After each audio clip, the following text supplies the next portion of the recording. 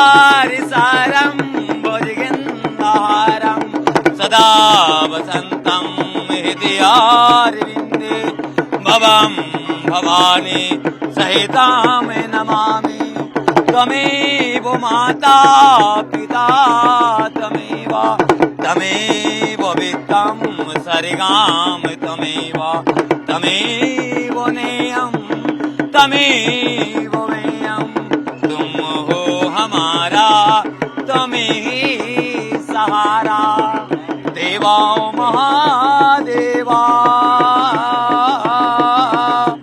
देवी महादेवी ओम नमो पार्वती पते पते हर हर महादेवाय नमः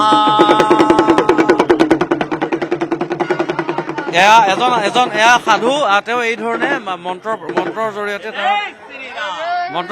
তেওঁ দেৱী মা কামাখ্যালৈ শ্ৰদ্ধা নিবেদন কৰিছে। এই ধৰণে আচলতে এটা অনন্য পৰিৱেশ বিৰাজ কৰিছে মা কামাখ্যা ধামত। বহু লোকক আমি দেখুৱাম যে তেওঁলোকে ধ্যানমগ্ন হৈ আছে, যোগ সাধনা কৰিছে।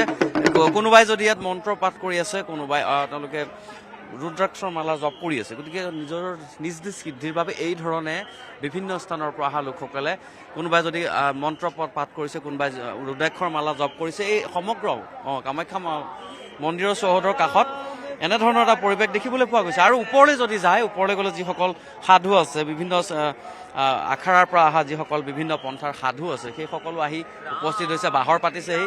কেইবাদিনো ধৰি তেওঁলোকে ইয়াত থিতাপি ল'ব আৰু তাৰপিছত কামাখ্যাৰ অম্বুবাচীৰ প্ৰবৃত্তিৰ পাছত ইয়াৰ পৰা ঘূৰি যাব।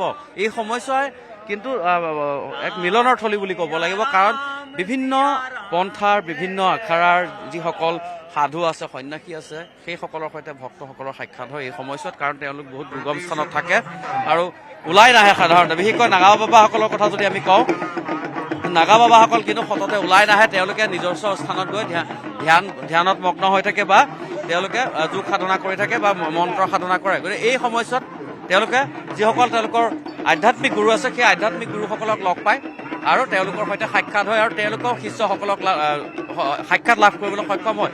এই ধৰণৰ পৰিৱেশ কামাখ্যাত এইখিনি সময়তে হয় আচলতে। কাহা চাই তেখেতে আচলতে ক'ব পৰা নাই। বহু লোক আহিছে ইয়াৰ পৰা। দাদা ক'ৰ পৰা আহিছে? ওয়েস্ট বেঙ্গল, পুরুলিয়া। প্রথমবার আসছে কি?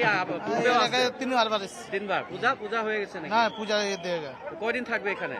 এখানে 1 মহিনা রুকেগা। এখানে কাম হয় না। কয়জন আছে আপনারা? আমি একে আইছে আপনি। কেমন লাগছে এখানে আসে? এখানে খুব সুন্দর জায়গা। কিছু বলবে নাকি? এই মা কামাখ্যা দর্শন পায়ে যে সুন্দর লাগছে প্রকৃতির পরিবেশ, এই পরিবেশের সঙ্গে কোনো তুলনা করা যায় না। আপুনি বিচৰা বাতৰি পাব কেৱল নিউজ 18 এপত। নিউজ 18 এপ ডাউনলোড কৰিবলৈ স্কেন কৰক এই QR কোড। গুগল প্লে ষ্টৰতো পাব এই নিউজ 18 এপ।